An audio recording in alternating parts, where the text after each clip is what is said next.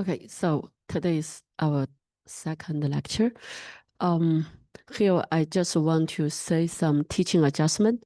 If you look at like the content of the textbook, so here we should finish like types of data and then 5 steps of data science.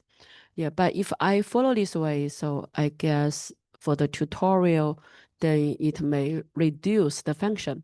For this course, we still need some assessment. For example, like our midterm final examination. We still hope that you can grasp some substantial knowledge besides the concepts. So here I just switchly change something. Yeah, like today, I will introduce the basic statistic first, and then I will go to some fundamental introduction to probability.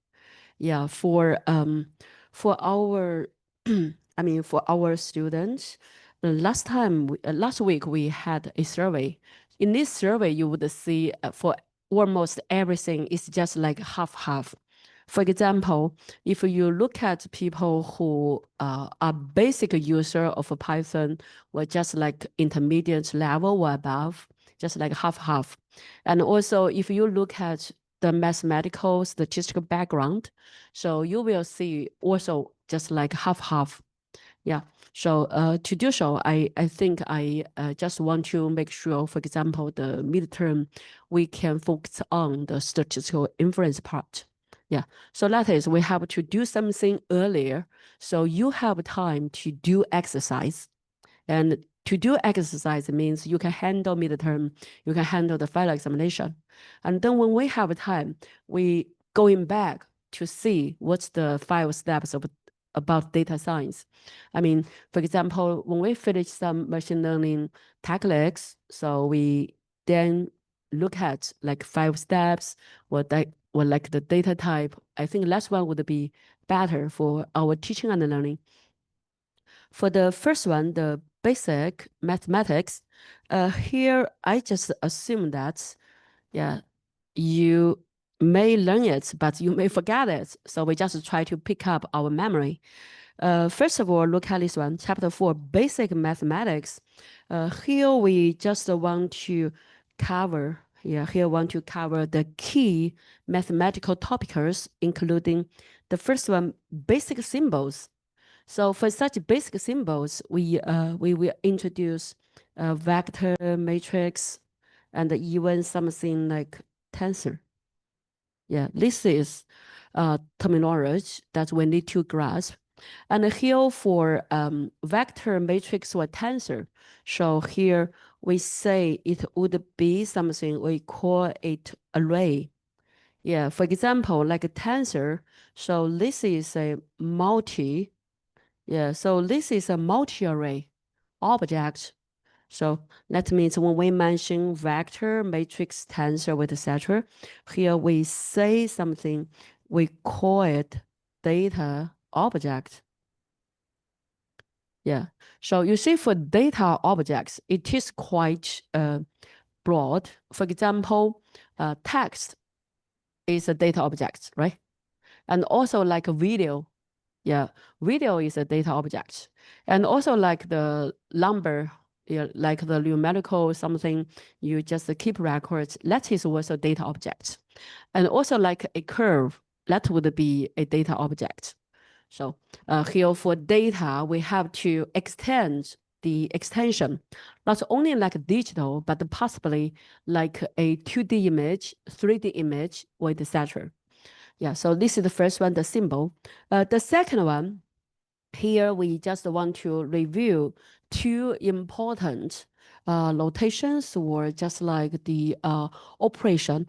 One is about the log calculation, log A and B, and the exponent part. So that one means exponential something, or just like E of something. Yeah. Yeah, this is something we want to introduce. The third one is about set theory. This is really important for us go to the contemporary math. For example, when we introduce set theory, we then go to a concept event, random event, and then we have some probability measure. Yeah, so probability measure over some random events, and then we have the probability, and then we have more things. Yeah, so let's check it one by one. The first one, basic symbols and terminology. So here for vector. So vector, we say this is an array and you denote it by x, and then it has n real numbers. So this is a vector. So that means what? That means it belongs to Rm. And here you see this is entry, this is entry. You see we call this one entry or component, right? And also attention, generally people would use what? Use the column. Yeah, column vector. Yeah. In many situations, people would like to take it default. We use column vector, but sometimes you also use the row vector. So here we have such a notation, x prime. So for this x prime, sometimes people just write by x transpose, right? So this one means words. Here a column, you just write horizontally from vertically to horizontally, then it becomes a row, right? So here we have the column vector and also like the row vector. Yeah, so this is the first definition. And then for this one, we call it transpose, right? Transpose just turn a row into a column. And then next one for n here, we just call it the dimension of the vector. And then for every xi, we call this one a component.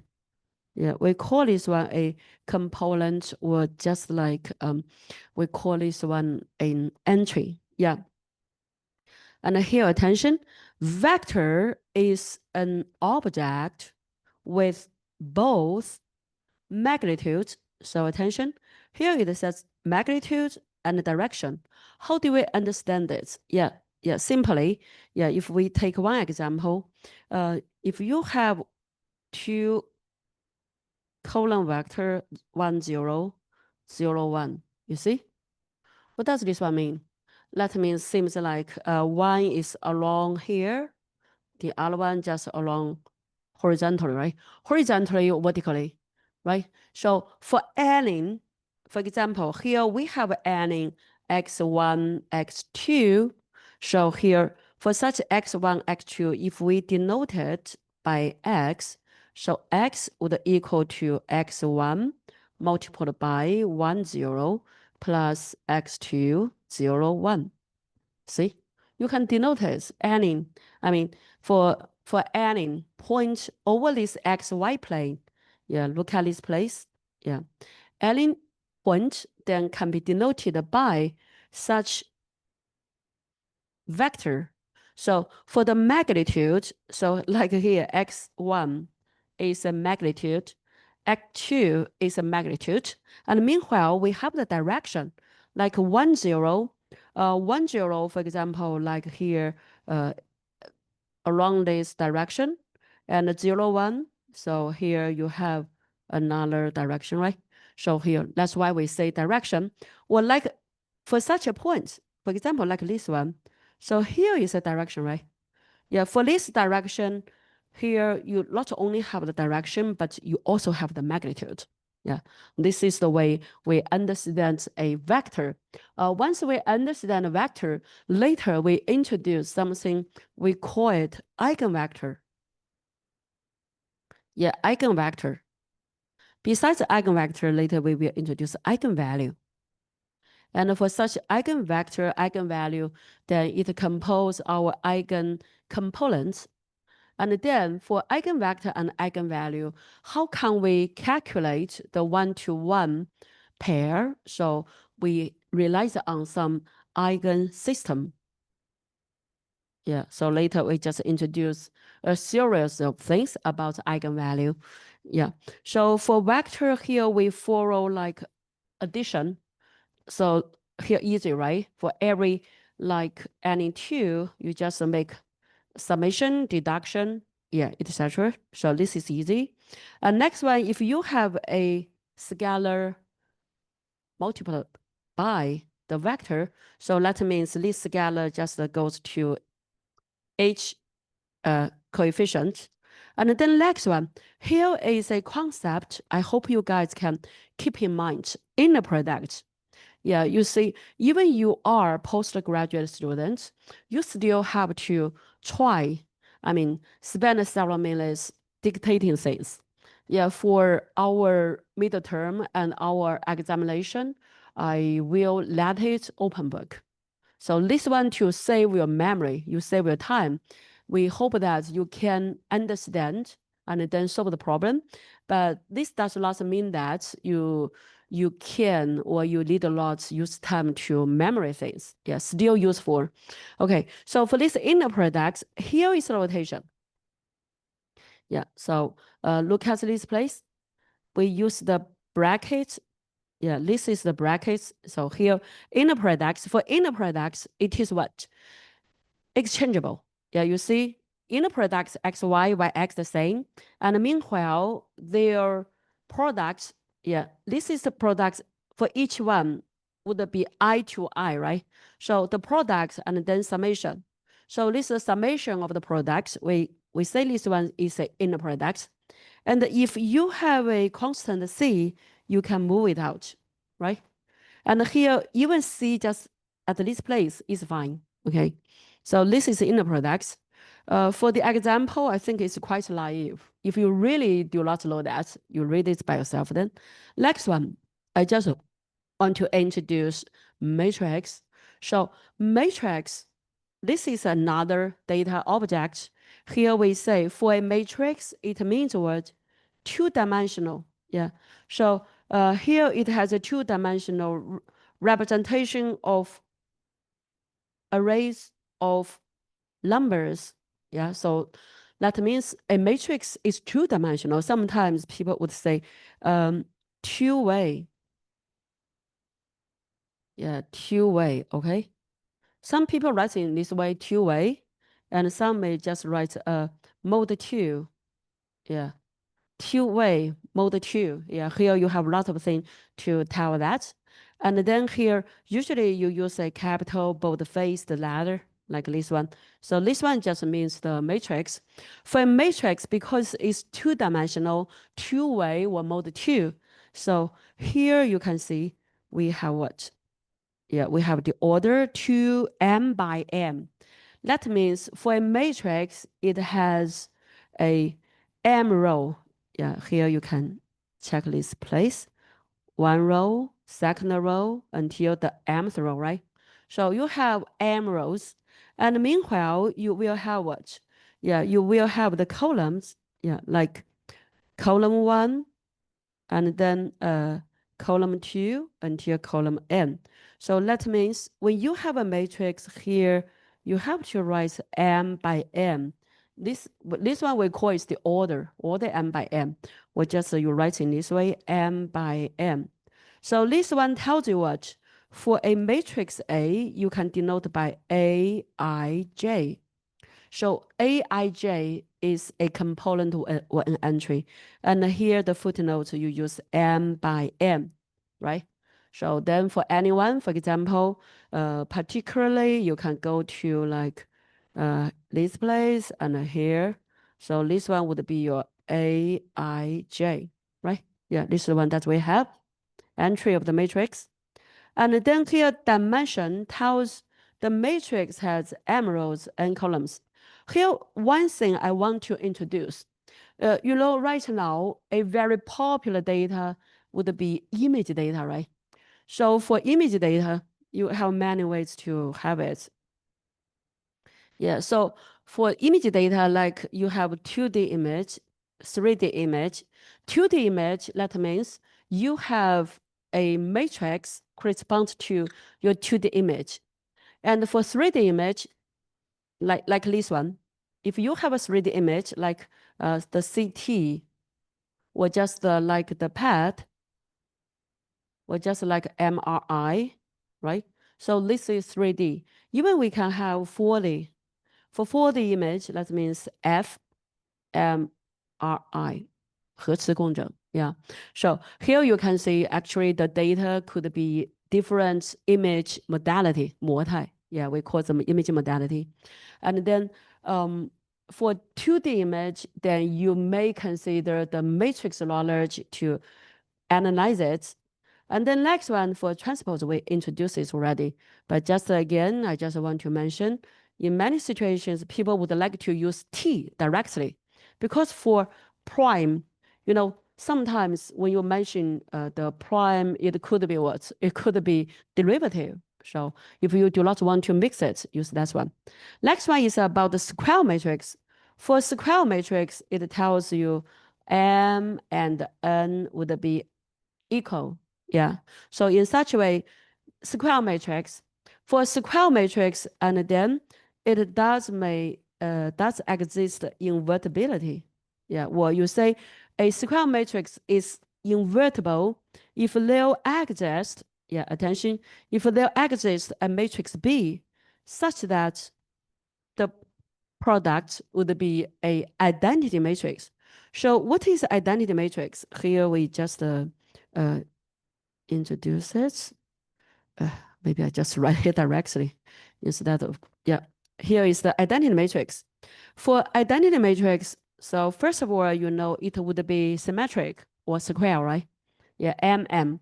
And then for identity matrix, that means around the diagonal, yeah, around the diagonal, so everyone is 1. And off the diagonal, so it would be 0. You see, other place like 0, 0. So this is an identity matrix.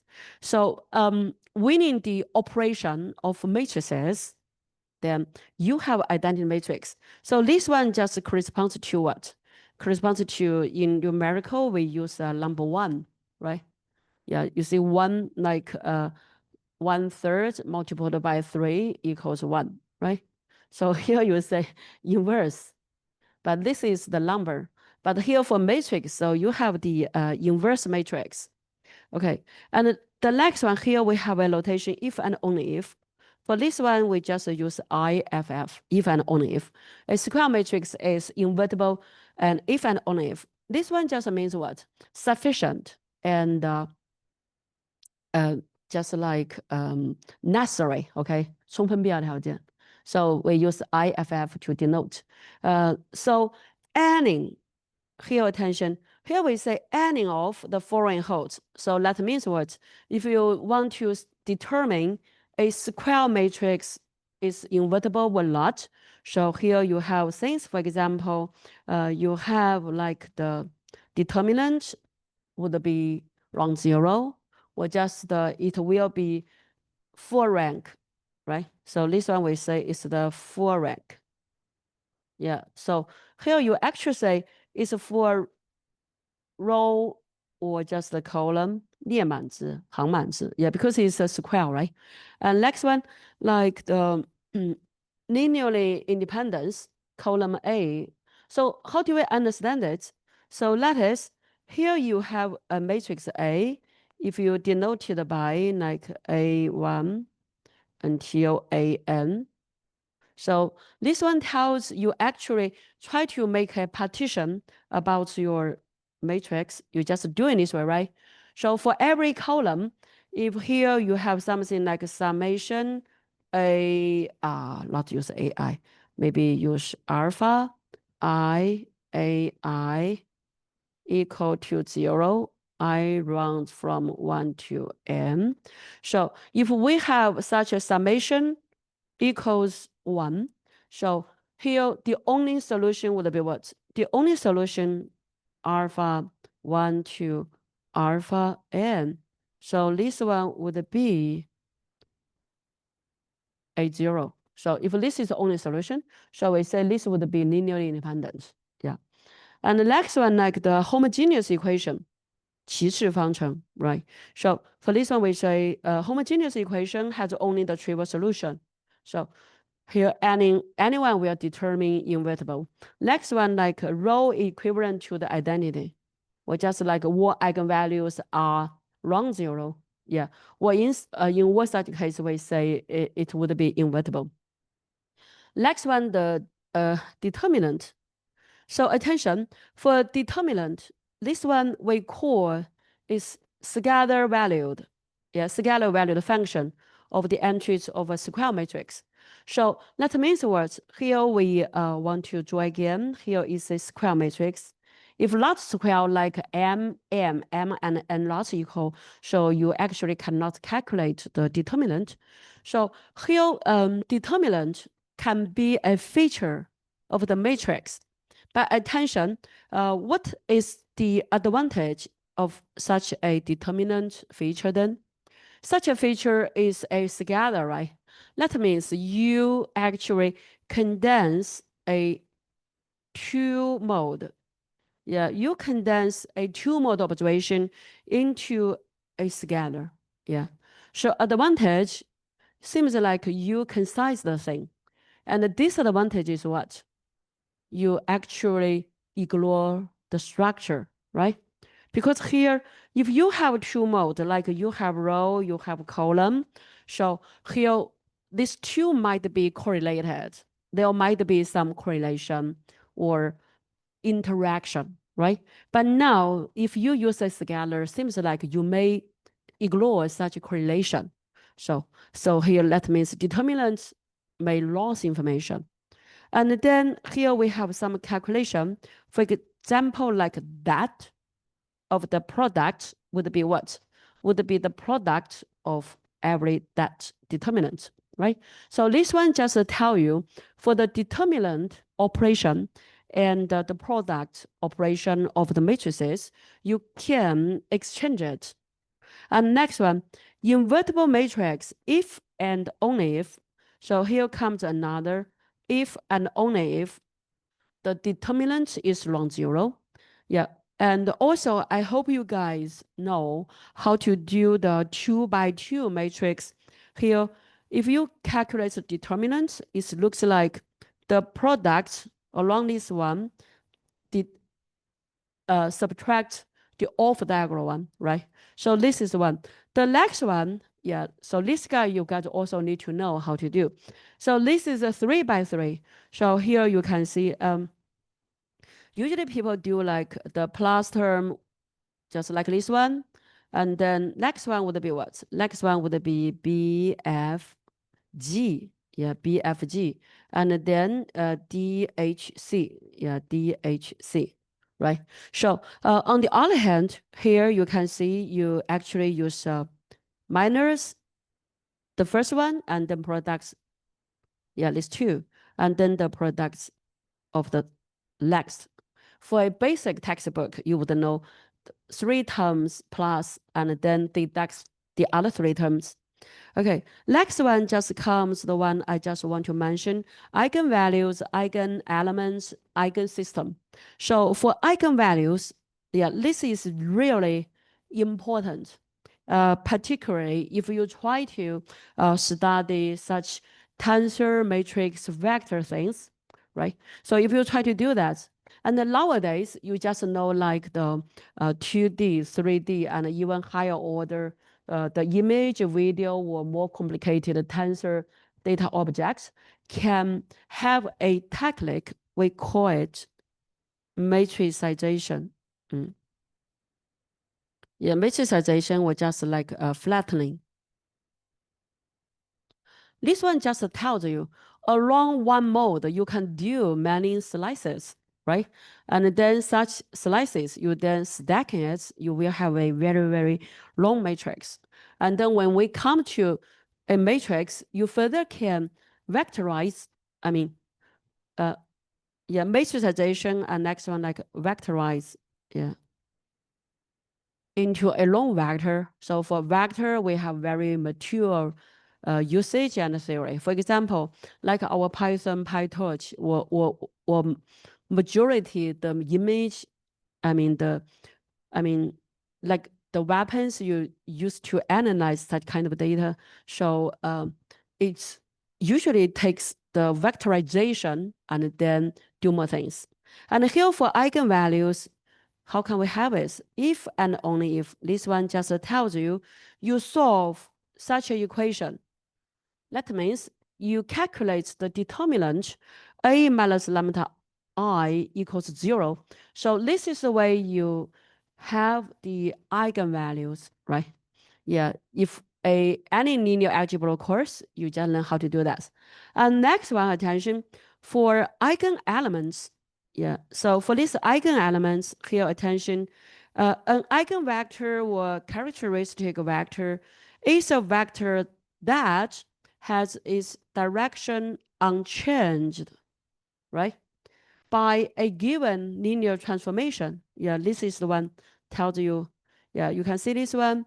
Here for T, this T actually is a matrix, right? So this is a matrix. For example, you see here V is a vector. If we take it by n by 1, so T could be n by n, a matrix, right? And then here for V, attention here, V, the direction is still the same. So when we look at this one, we may understand that when we try to do some transformation,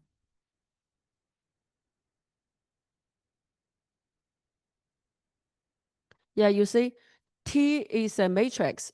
You do some transformation.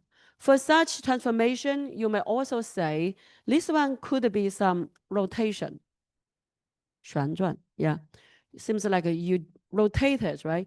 If you do some transformation, or sometimes you may even say projection, yeah. If you do projection along what? Along the direction V. V is a vector. V has two things, magnitude and the direction, right? So if you try to apply a transformation, rotation, or projection along V, then you will know it will still go along the direction V. Yeah, you see here? Yeah, still along this direction, right? However, the magnitude changes. So now you can see here is your magnitude. It becomes lambda. So here the lambda is the eigenvalue. So this one just tell you the eigenvalue, eigenvector. You can build up such a relationship, and also you can try to give some interpretation for it. Yeah. So this one we want to introduce.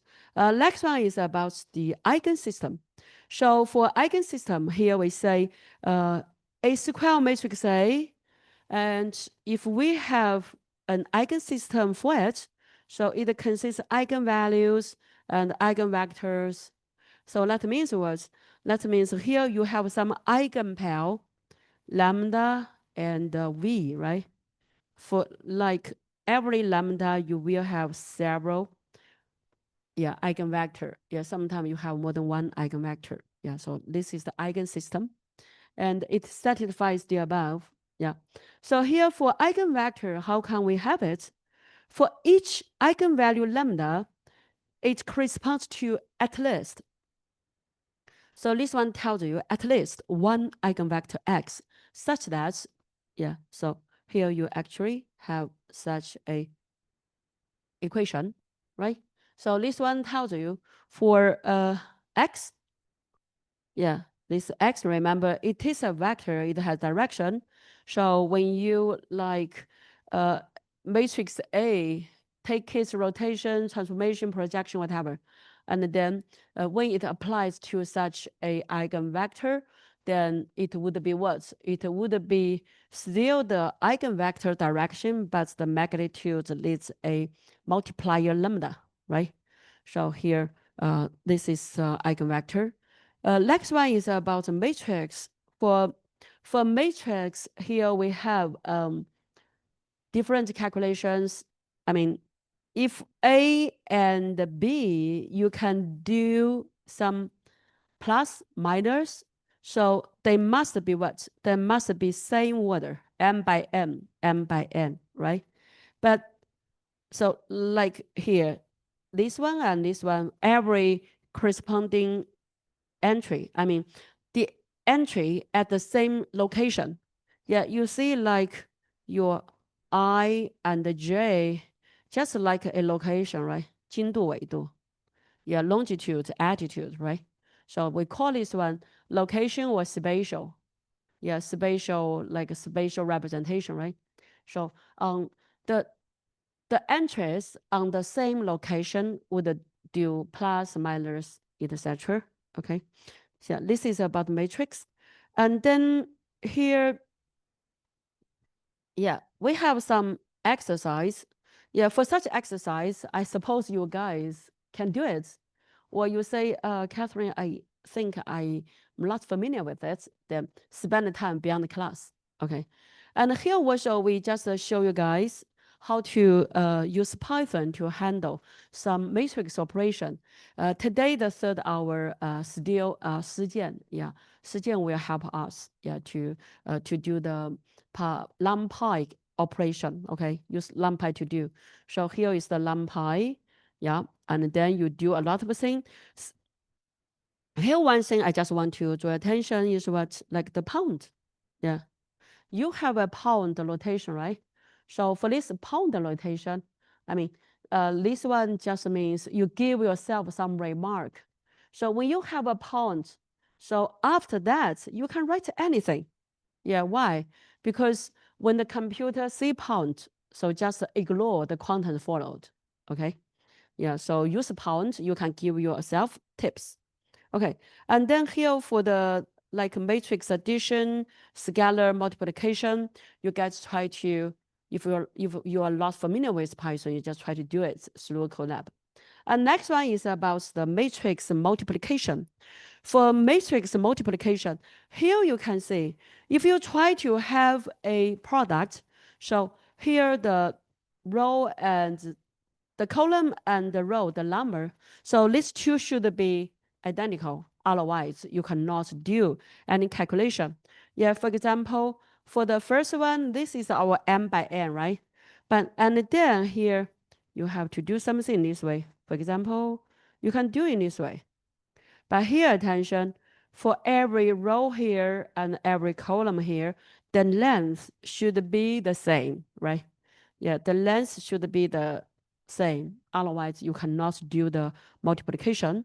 And then if you have a scalar, so this scalar will be taken out, yeah, for example, like this place. And also look at here, sometimes we use like I just means the ith component, right? But attention, if you have a matrix, yeah, you see for a matrix A, yeah, like here you have m by n, right? So sometimes people just use like okay, let me show you. Yeah, sometimes people use a dot I or a I think this one we should not use I. Yeah, this one a dot j or a I dot. Yeah, you see. Yeah, sometimes people would use such kind of thing to denote a row or column. Yeah. Here it's not absolutely you use one. Yeah, but when you apply it in a specific environment, you just follow others. Okay. Here is more about the calculation for like here A and B. So it tells you like the first row, the first column, right? And then you have this inner product, right? So this one tells you you have um, a dot 1, a dot 2, a dot 3. But here you have B1, B2, B3, right? So for this one, for example, this one would be the inner products A dot 1 and B1, they're inner products, right? Yeah. So this is the way how you have it. And next one, like the scalar, simply like for every entry, you have the scalar, right?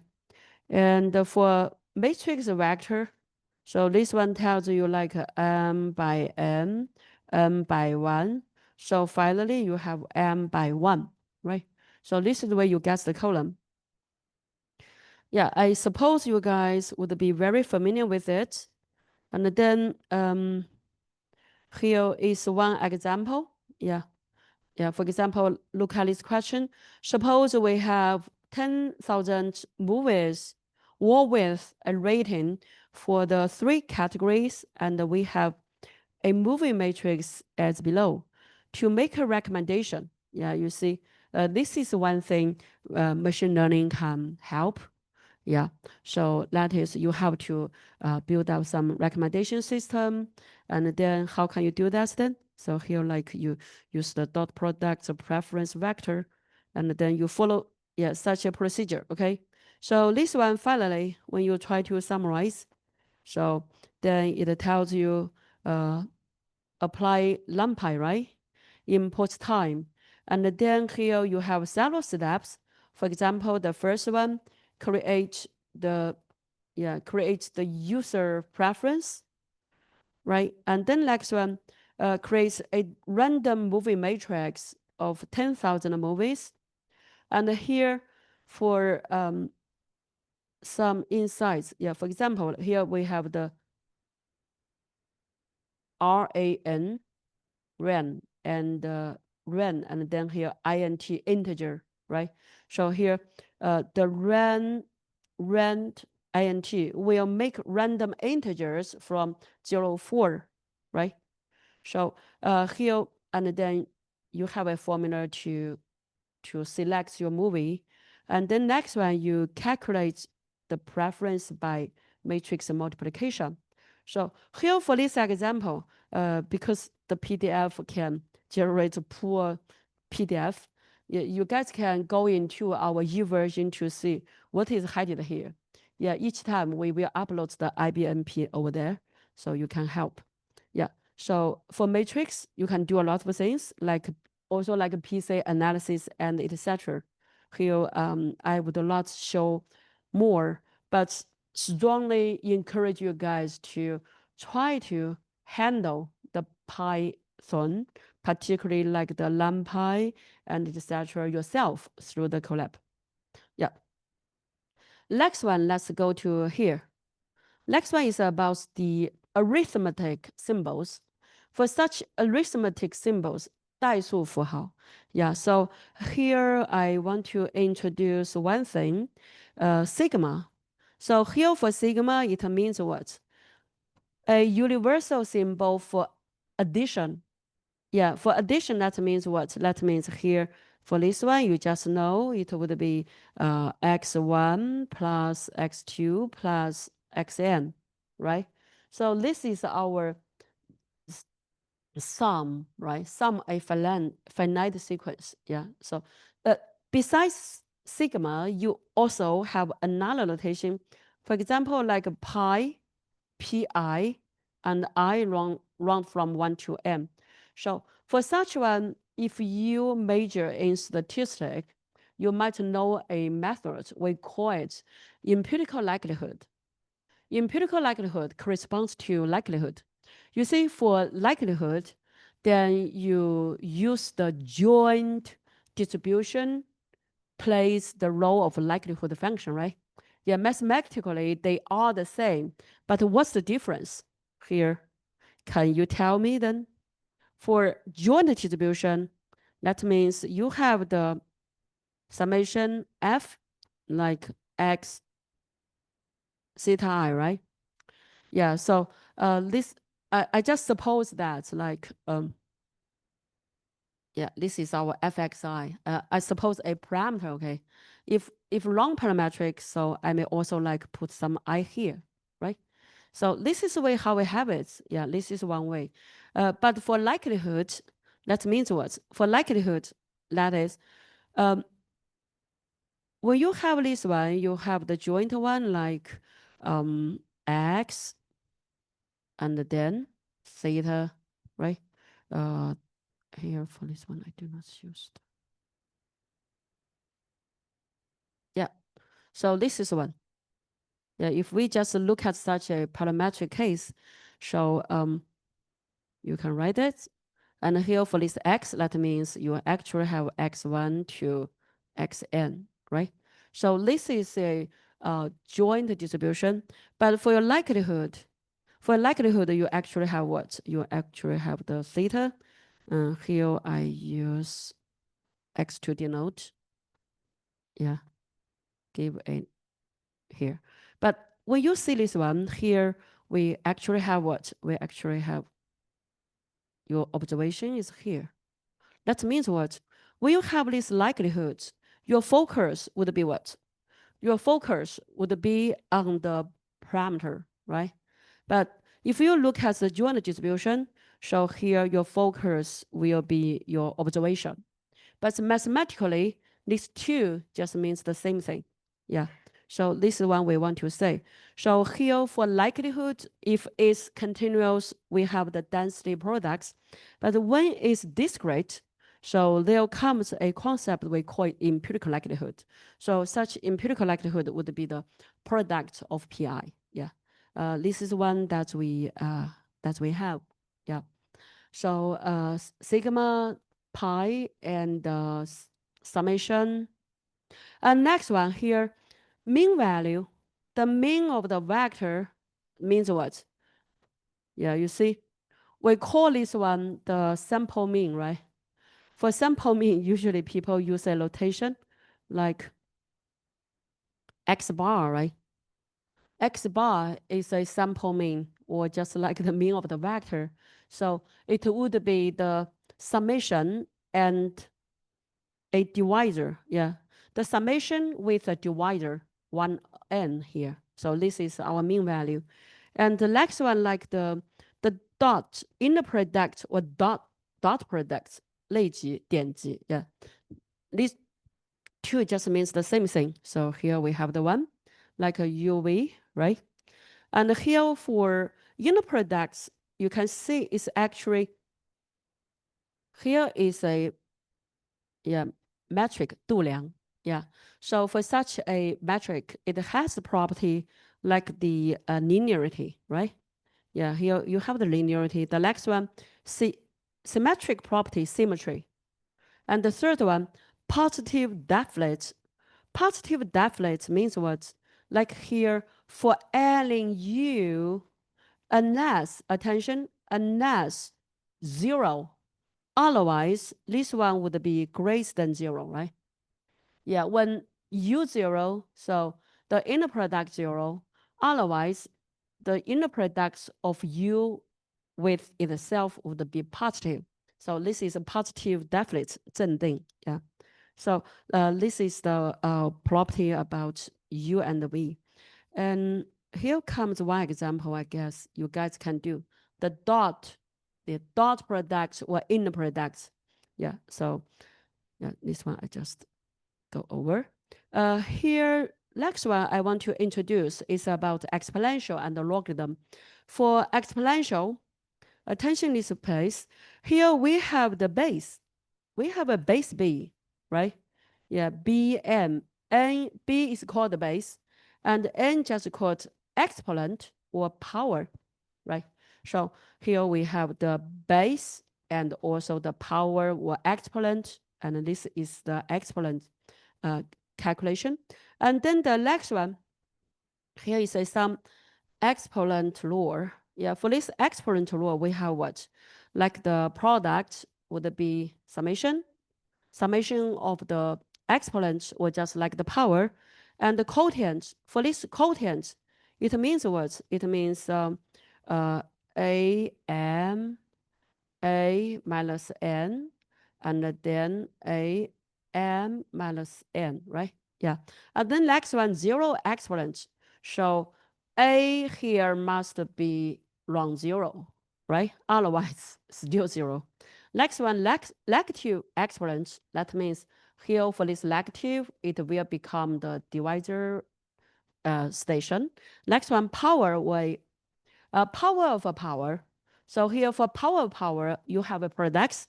Next one, power of a product. So separates, right? Yeah. So I suppose you guys know this.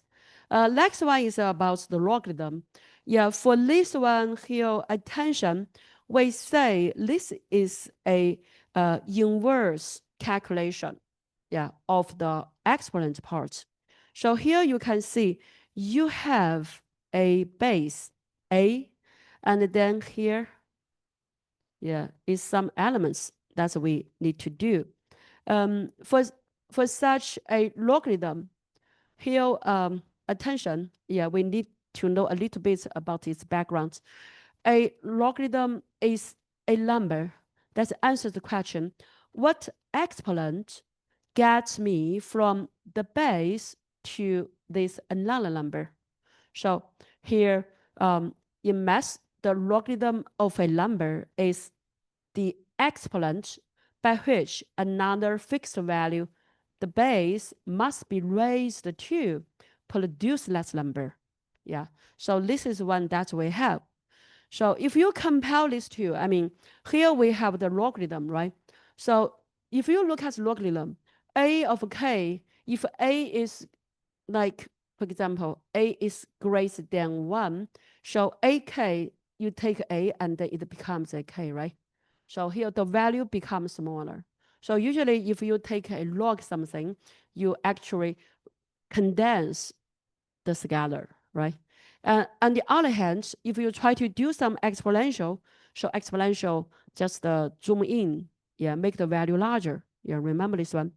And one special case is about the natural logarithm. Here, the base would be e, the natural number, and then we say this is a natural logarithm. So for such e base, you can write by ln directly. Okay, and here comes the product, the operation. Okay, so like the product and take log b base, so it will become plus, right? Multiplication becomes addition, or the quotient becomes subtraction, and also like NP becomes like the coefficient can run to become a exponent parts. And for the root, like this one, you may write it by n 1 over q. So that's why finally it then becomes a coefficient. This is the thing we have. And here one more thing. You may also change the base simultaneously. I mean, if you want to write it by a quotient. So this is some technique we may use. Usually when people have such logarithm or exponential calculation, you just try to do what? You just try to like condense or just expand the scalar and then make it workable. For example, like if you are facing to handle some values in the magnitude 10 with power 3. If you handle directly, that's quite big numbers, right? So in this way, people would like to use log. So the log will condense it reasonably. This is one thing to change the scalar, make it workable. Another reason is a probabilistic reason. So what does it mean? Sometimes if you have, for example, if you have a random variable x, when you take the log format, you then realize that it will actually follow a normal distribution. You see? But we like normal. For normal distribution or a Gaussian distribution, people have the most mature properties, right? So that's why sometimes you take log, because from a probabilistic perspective, you then have some distribution that you can handle well. And similarly, sometimes like exponential parts of a random variable, you may also have two functions. One function is to zoom in the value, right? For example, if here the value is just like 0.00 something, if you use exponents on it, so the value becomes larger. So it's easy to handle. And the second reason, just like this one, if you take some exponential, then you realize that it will follow some distribution you can handle. For example, it might be like a gamma distribution with etc. And then you have mature knowledge results for it. So this is two that we have. And here also we have something like the Python. Yeah. In tutorial, our tutors are very good. They prepare the new knowledge for you. But I strongly encourage you guys to still, like for such parts, you practice it, okay? Yeah. Next one is about the set theory. Here we have a lot of stories to tell. So at the moment, I just stop. Yeah, let's take 10 minutes. And the 31 we go